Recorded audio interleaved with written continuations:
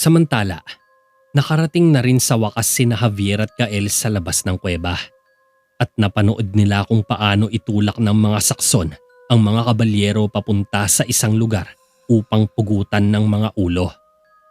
Nag-alala ang dalawa. Mukhang huli na tayo. Dismayadong wika ni Kael. Mukhang hindi rin. Kung papataasin pa natin ang mga numero. Makahulog ang sabi ni Javier. Napangiti si Kael. Parang maganda sa akin yan ah. Saad pa nito. Hahanapin ko si Jericho. Ikaw nang bahala sa mga unggoy na yan.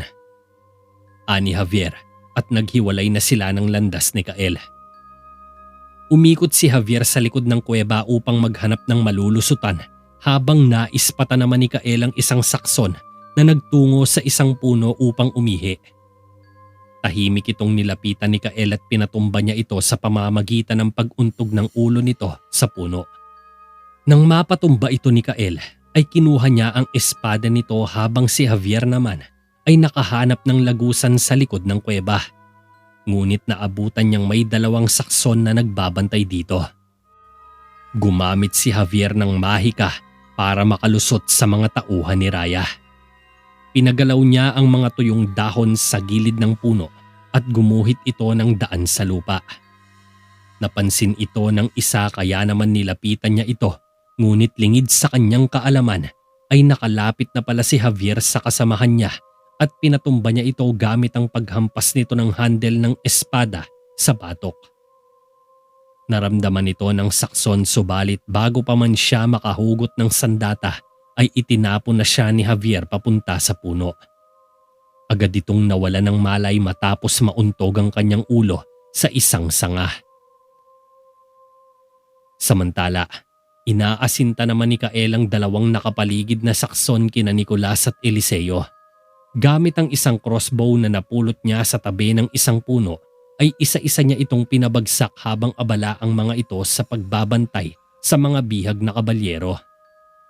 Agad na pinulot ni Eliseo ang espada ng isa at ganun din si Nicolas pagkatapos ay nakipaglaban na sila sa mga sakson habang si Javier naman ay nakalusot sa loob ng kuweba upang hanapin sina Haring Jericho.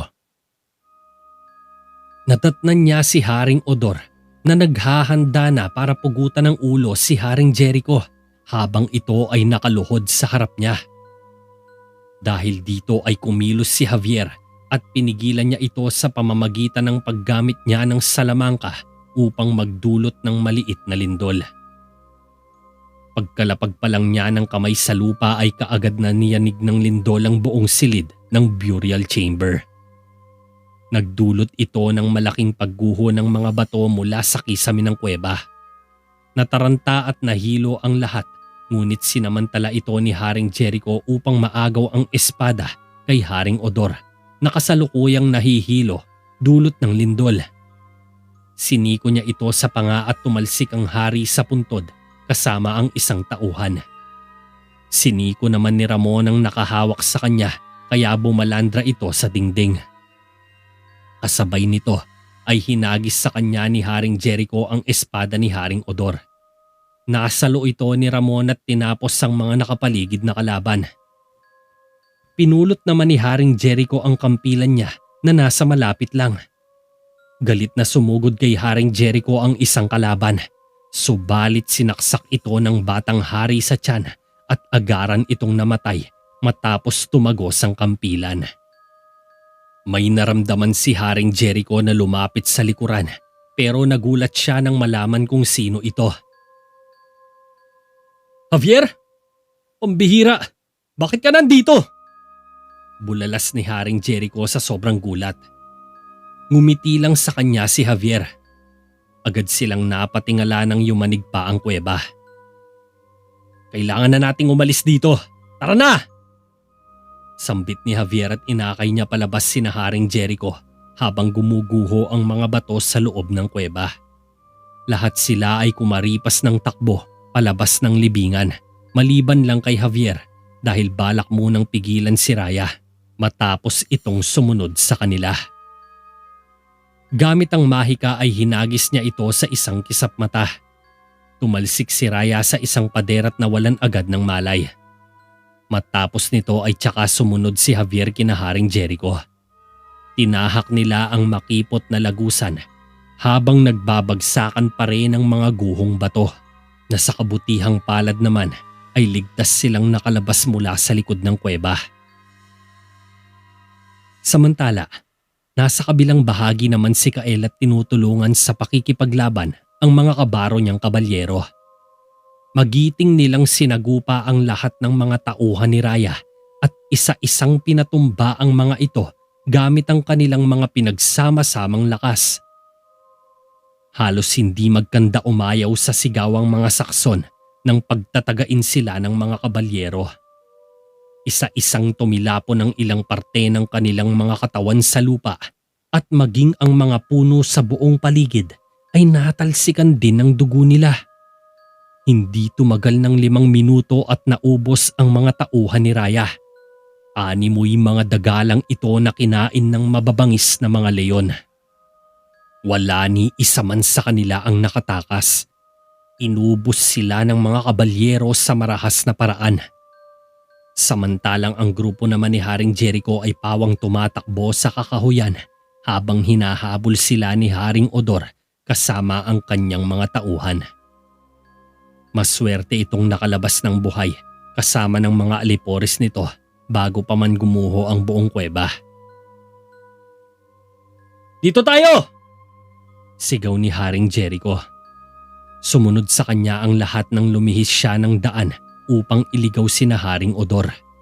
Subalit na sorpresa sila nang salubungin sila ng mga kalaban sa unahan. Agad na umatake kay Haring Jericho ang isang matangkad na lalaki at inundayan siya nito ng isang taga. Sinalag ito ni Haring Jericho at mabilis na pinaswing ang kampilan. Umitik sa braso ng payatang talim at napasigaw ito sa sakit ng maputol ang kanyang braso. Tinaga pa ito ni Haring Jericho sa dibdib kaya hindi na nakabangon ng payat matapos tumapyas sa dibdib niya ang kampilan. Sinulyapan niya sandali si Ramon at inatake niyang pinagsabayang 2 mama na pawang may bitbit na mga palakol. Pinagkaisahan nila si Ramon subalit ginamit ni Ramon ang lakas at bilis niya upang patumbahin ang mga ito. Hinintay niyang tumaga ang isa bago niya lapitan ang ikalawa na kasalukuyang naghahandang umatake. Pagtaga ng isa ay umiwas si Ramon at sinugod niya ang ikalawa sabay tinuhog ito ng espada. Napapikit ang malaking lalaki nang tumagos sa kanya ang dulo ng espada. Sinipa ito ni Ramon sa dibdib at nahugot ang espada niya tapos inunday niya ang isa na nasa likuran. Hindi nakareak ang kalaban matapos pumasada sa kanyang lalamunan ng espada ni Ramon. Animoy na ubusan ng hininga ang lalaki nang mapahawak ito sa duguan at wasak na leeg.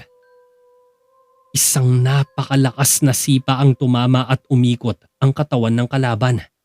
Parehong bumagsak ang dalawa na wala ng buhay. Samantala, sinugod ng isang kalaban si Haring Cesar ngunit hinarap niya ito ng walang bahid ng takot. Nakipagpalitan siya ng atake sa kaaway habang si Haring Jericho ay lubos na nag-alala sa kanya. Lalapit na sana ito para tulungan siya ngunit pinakitaan siya nito ng kakaibang galaw.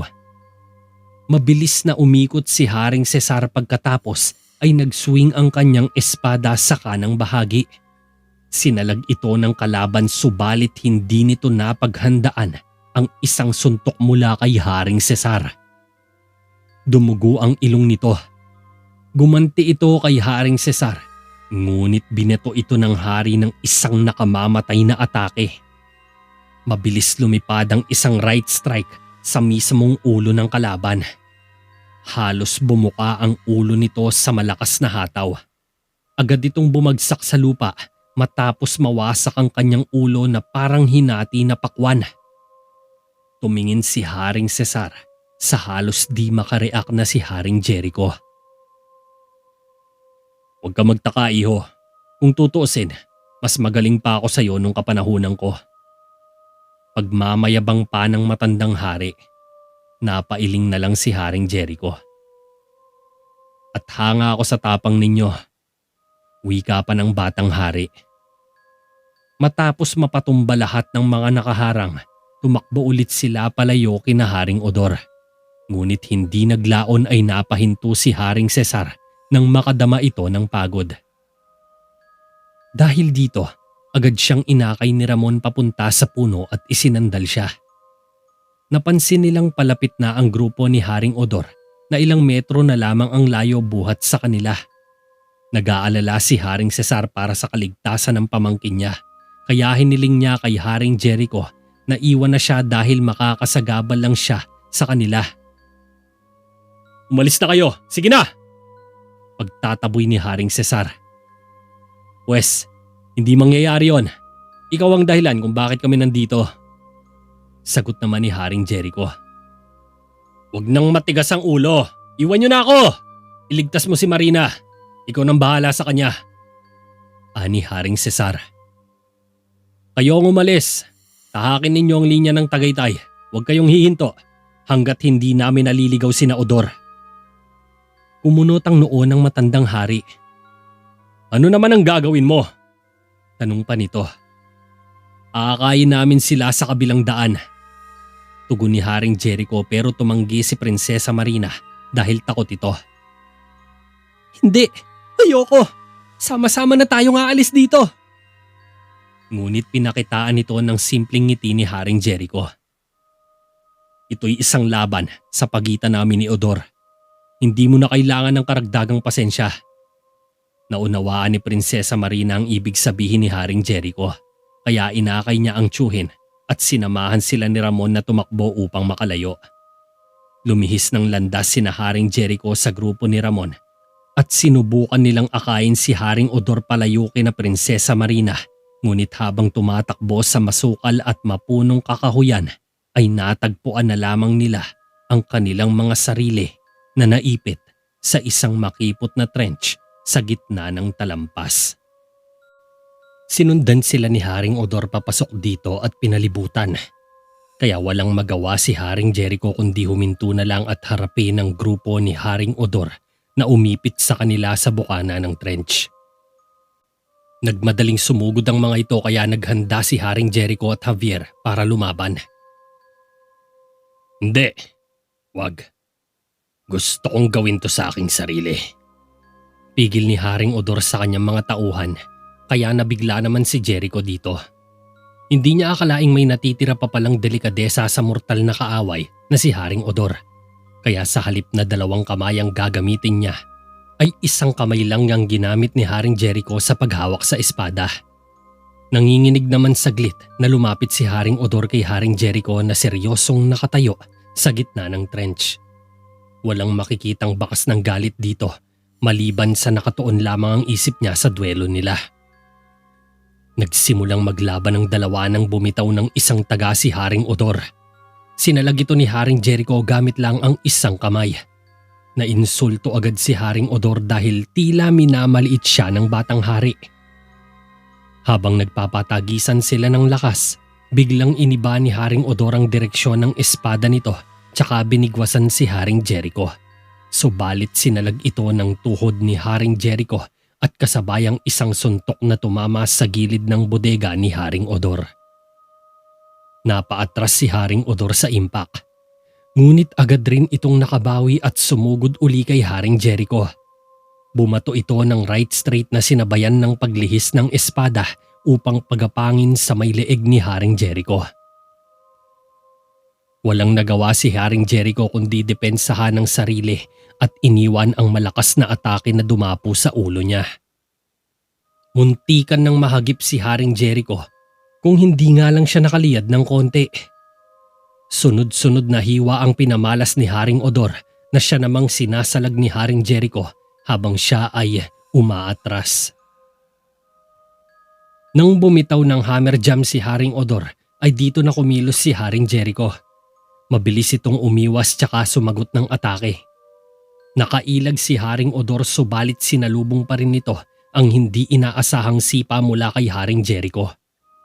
Halos tumabingi ang mukha ng matandang hari nang saluhin nito ang malakas na roundhouse kick.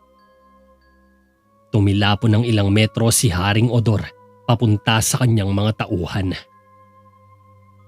Gayunpaman, bumangon pa rin si Haring Odor sa kabila ng malalang pinsala dahil determinadong makaganti ito. Hinayaan lang ni Haring Jericho na makalapit siya at makatapon ng mga atake. Sinalag niya lahat ng mga atake sa pamamagitan ng pagtabig sa mga ito na animoy nakikipaglaro lang sa bata. Matapos ang mabibigat na ataking binitawan ni Haring Odor ay isang malakas na sipa muli ang tinanggap niya. Tumama ito sa ilalim na bahagi ng panga niya at tumalsik siya pabalik sa mga tauhan. Galit na tumayo si Haring Odor at sinubukan siyang alalayan ng mga tauhan, subalit pinagtatabig niya ang mga ito tsaka sinabihan sila na walang makikialam.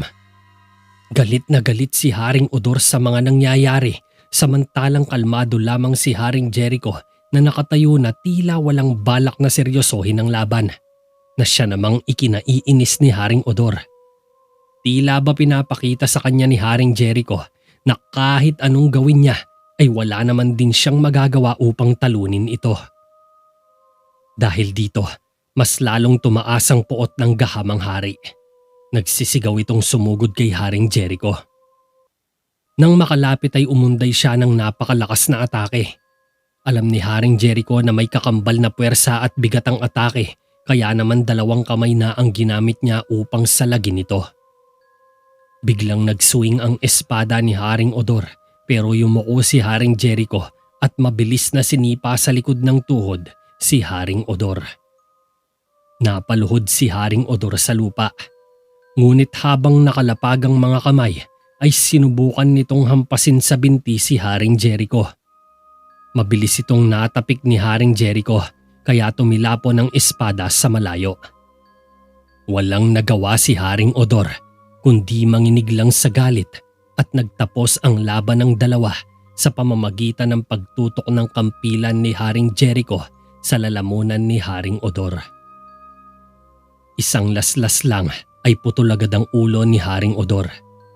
Matalim itong napatitig kay Haring Jericho. "Jericho! Tumigil ka! Pag-isipan mo muna ang gagawin mo. Anong kabutihan ang makakamit nito? Ilang beses mo na bang sinasabi ang pag-iisa sa lupaing ito? Ang pagpatay ba sa haring ito ay mapapalapit ka sa panaginip na yon?" Napatigil si Haring Jericho sa pagpatay kay Haring Odor. Sinubukang pakalmahin ni Javier ang sitwasyon sa pamamagitan ng pagpapayo kay Haring Jericho na buhayin si Haring Odor at anyayahan itong lumikha ng isang alyansa sa halip na tapusin siya. Subalit parehong nag-atubili ang dalawa sa nais ni Javier, ngunit nakita ni Haring Jericho ang karunungan ng mga salita ni Javier at nakumbinsi itong isantabi muna ang kanilang pagkakaiba at susubukang hikayatin si Haring Odor na samahan siya para sa tigil digmaan. Isang usaping pangkapayapaan ang nais na ialok ni Haring Jericho para kay Haring Odor. "Tama si Javier. Ito'y wala ng saysay kung hindi tayo magkakaisa tungo sa kapayapaan," wika ni Haring Jericho. "Tapusin mo na ako. Tapusin mo na to. At gawin mo na. Ayoko nang mabuhay." Tumanggi si Haring Odor na makipagkasundo. "At bakit naman? Ang iyong mga tauhan ay naghahanap sila ng paghihiganti. Isang digmaang walang katapusan. Isa-isa tayong mamamatay sa walang saysay na laban. Dapat na nating itigil ito." Sabay nilayo ni Haring Jericho ang espada niya mula sa lalamunan ni Haring Odor.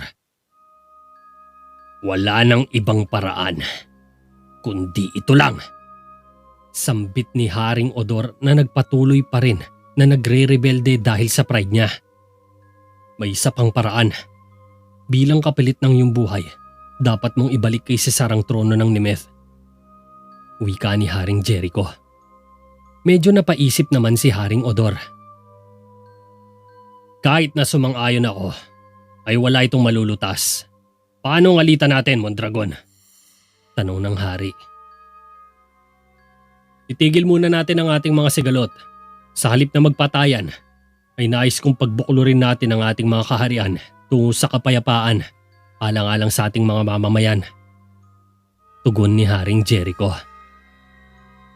Hindi ako makapapayag!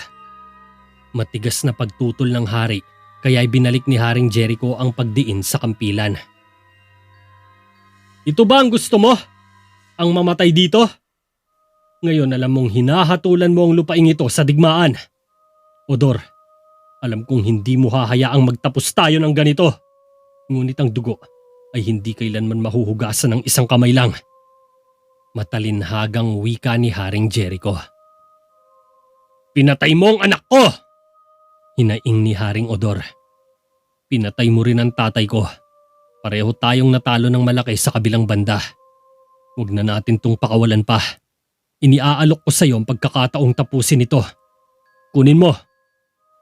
Itinarak ni Haring Jericho ang espada niya sa lupa at inialok ang kanyang kamay kay Haring Odor. Ngunit ilang segundo itong tinitigan ni Haring Odor na matigas pa rin ang puso sa pagsuway sa nais mangyari ng batang hari. Kunin mo. Tuloy pa rin ni Haring Jericho sa inaalok niya. Sige. Pero ngayon lang to. Dito na hinawakan ni Haring Odor ang kamay ni Haring Jericho na lubos na nasiyahan sa pagtanggap ni Haring Odor ng bagong pagkakaibigan sa kanya. Hindi tuloy maiwasan ni Javier na mapangiti sa kinahantungan ng kanilang laban. Pero sinungitan lang siya ng tingin ni Haring Jericho. Matapos nito, bumalik na sila sa kastilyo. Pakalipas ang 2 araw, makikitang ginagamot ni Mang Rigor si Haring Cesar sa kanyang mga tinamong galos mula sa mga tauhan ni Haring Odor. Natutuwa si Prinsesa Marina sa mabilis na pag-recover ng kanyang tiyuhin. Pinasalamatan niya si Haring Jericho sa mga naitulong nito sa kanila at sinabing balang araw ay makakaganti din siya sa lahat ng mga kabutihang bagay na ipinakita sa kanilang magtiyuhin. Medyo sasakit ang iyong mga sugat, mahal na hari. Ngunit ito'y bababaw lang. Maghihilom ito sa takdang panahon. Pero maaari ka pa rin namang makapaglakbay pauwi. Sabi ni Mang Rigor kay Haring Cesar matapos na mabendahan ang kanyang mga sugat sa balikat at braso. Bukod rito, niresetahan din siya ng mga gamot upang hindi maimpeksyon ang mga sugat niya pagka-uwi nila. Maraming salamat sa tulong mo, Rigor. Pasasalamat pa ni Haring Cesar. Tumangulang si Mang Rigor. Maya-maya ay pumasok si Haring Jericho sa guest room kasama si Reyna Michelle at iniulat niya kina Haring Cesar at Prinsesa Marina na inalis na ni Haring Odor ang kanyang hukbo mula sa Nemeth at sa mga lupain nila. Bukod rito, tinanggal na din niya ang ugnayan niya kay Raya at wala na siyang pakialam dito kasama na ang plano nilang pabagsakin ang Terraveda. Pinatawad na din niya si Prinsesa Marina sa kanyang pagtataksil. Sinabi niyang nauunawaan niya ang kanyang nararamdaman para sa tiyuhin. Wala lang siyang pagpipilian kundi sumugal na lang sa laro ni Raya at kung mangyari man ito sa kanya ay ito din ang gagawin niya para kay Prinsesa Marina. Dahil dito, lubos na hinangaan ni Prinsesa Marina si Haring Jericho dahil bukod sa napakamatulungin nito ay nagagawa pa rin niyang kontrolin ang kanyang emosyon. Hindi nagpadala sa galit si Haring Jericho kaya nagawa niyang maging maayos ang lahat ayon sa kanyang plano. Salamat sa lahat ng mga naitulong mo sa amin. Nahihiyang wika ni Prinsesa Marina kay Haring Jericho. Pwes, lahat tayo ay ginampanan ng mga papel upang maging mabuti ang lahat. Hindi lang ako ang dapat mong pasalamatan, kundi lahat ng mga kasama natin. Sambit ni Haring Jericho. Medyo nalungkot si Prinsesa Marina. Alam kong malaki ang kasalanan ko sa'yo. Nahihiyang tumingin si Prinsesa Marina kay Haring Jericho. Marina, hindi mo kailangang humingi ng tawad sa akin. Gaya ng sabi ko, wala kang pagpipilian. Ganon din sana ang gagawin ko kung ang tatay ko naman ang nalagay sa alanganin. Sabay ngiti ni Haring Jericho. Hinawakan niya sa balikat ang prinsesa para lumuwag ang pakiramdam nito. Napangiti si Prinsesa Marina nang gumaan ang kanyang pakiramdam. Hindi ako naging kasing palad na magkaroon ng isang hari na tulad mo. Makahulog ang wika ng prinsesa. Sa totoo lang, maswerte lang ako. Walang kabuluhan ng Terraveda kung hindi dahil sa katapangan at katapatan ng mga kaibigan nito. Nakangiting sagot ni Haring Jericho, kaya napatango na lamang ang prinsesa. Pagkaalis ni na Haring Cesar at Prinsesa Marina, sinabi ni Reyna Michelle kay Haring Jericho na ipinagmamalaki niya ang asawa kung paano niya hinarap ang sitwasyon. Mapapatay mo na sana si Odor kung nagpadala ka sa iyong emosyon. Pero iba ang pinili mo. Mas pinili mong gumawa ng isang bagay na mas mahalaga. Binigyan mo ng pag-asa ang mga tao sa lupaing ito para sa hinaharap. Dahil dito, pinagmamalaki kita, Jericho. Ani Reyna Michelle. Dapat natin pasalamatan si Javier dito. Kundi dahil sa sinabi niya, malamang napatay ko na si Odor at lumikha lang ako ng mas malaking sigalot. Kahit aanga-anga siya minsan, lumalabas din na hindi siya gaanong kahangal kagaya ng iniisip ko. Wika ni Haring Jericho. Pasalamat ba ang tawag doon? Parang kinukutya mo pa siya eh. Sabay hinampas niya sa braso ang asawa. Huwag mo sasabihin sa kanya mga sinabi ko. Mamaya baka lumaki na naman ang ulo nun at kumuha ng pahinga. Pwes, hindi ko siya bibigyan kahit maglupasay pa siya. Biro pa ni Haring Jericho kaya napangiti na lang si Reyna Michelle habang tinatahak nila ang koridor papunta sa kanilang kwarto. Habang kumakain naman ng hapunan ng magtsuhin, ay sinabi ni Mang Rigor na nalulugod siya sa kinalabasan ng pakikipagsapalaran nila sa mga nakalipas na araw. Ngunit nag-aalala si Javier hinggil sa lumalagong kapangyarihan ni Raya. Dahil dito, pinaalalahanan naman siya ng tsuhin na hindi pa siya kapantay ni Raya. Subalit nang tanungin ni Javier kung ano ang mangyayari kapag dumating ang araw na iyon, ay sinabi ni Mang Rigor na hindi dapat sila umasa sa anumang milagro at kailangan nilang mapanatiling lihim ang sikreto ni Javier upang maiwasan ang mga bagay na hindi inaasahan sa hinaharap. Bukod rito, pinag-usapan din nila ang tungkol sa bumubuting ugnayan ni na Haring Jericho at Haring Odor. Dahil sa mga payo na ginawa niya, naging mabuti ang kinalabasan ng lahat. Gayunpaman, halatang hindi pa rin masaya si Javier dahil naiisip pa rin niya si Raya at kung saan ito nakakuha ng lakas. Mukhang naging maayos naman ang lahat. Ang pagpirma ng isang kasunduhan kay Odor ay isang tagumpay at ito ay madadala ng isang nagkakaisang kaharian sa isang hakbang na mas malapit.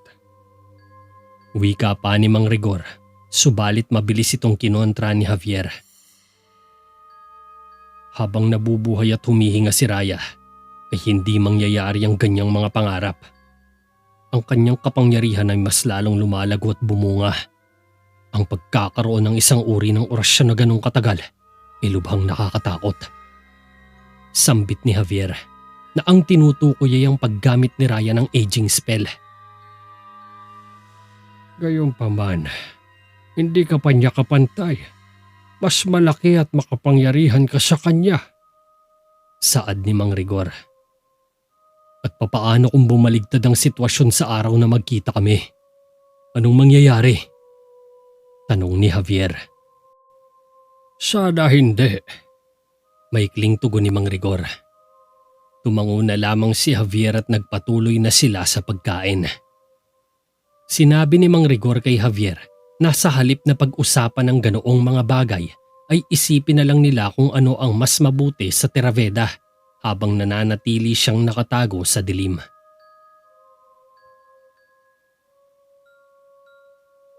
Sa isang madilim na kuweba, ginagamit ng mga disir ang kanilang mga tungkod upang akitin ang isang barya na nakalubog sa isang bukal ng tubig malapit sa dambana. Nakasuot ng itim na roba ang bawat disir kaya hindi malinaw ang kanilang mga muka. Sabay-sabay silang umuusal ng isang orasyon habang nilulubog sa tubig ang kanilang mga tungkod. Isang disirang biglang lumuhod sa harapan ng bukal upang hanguin ang barya sa ilalim. Heyo quiet, sewirdes las bit al siene, nusindon si folma blodige on date maeg hefeormian. Heyo quiet, sewirdes las bit al siene, nusyo don folma blodige of ost. Usal ng unang disir, sabay iniangatang barya habang tinatapos nilang tatlo ang ritual. Matapos ang maikling seremonya ay may naghihintay na lalaki sa labas ng kuweba. Nakatingin ito sa kuweba dahil naririnig pa rin nito ang mga nakakatakot na boses ng mga disir.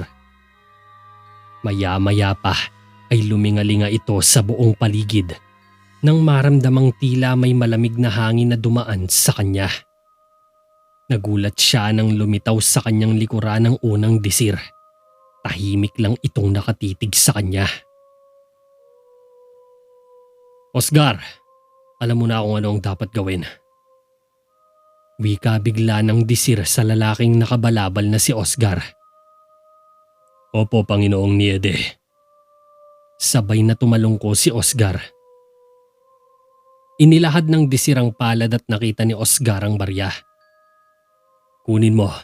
Nasa iyong mga kamay ngayon ang kapalaran ni Jericho Mondragon. Ingatan mo tong mabuti. Inabot ni Niede kay Oscar ang kakaiba at mahiwagang barya. Tumangulang si Oscar sabay nilisan na ang kuweba ng mga disir.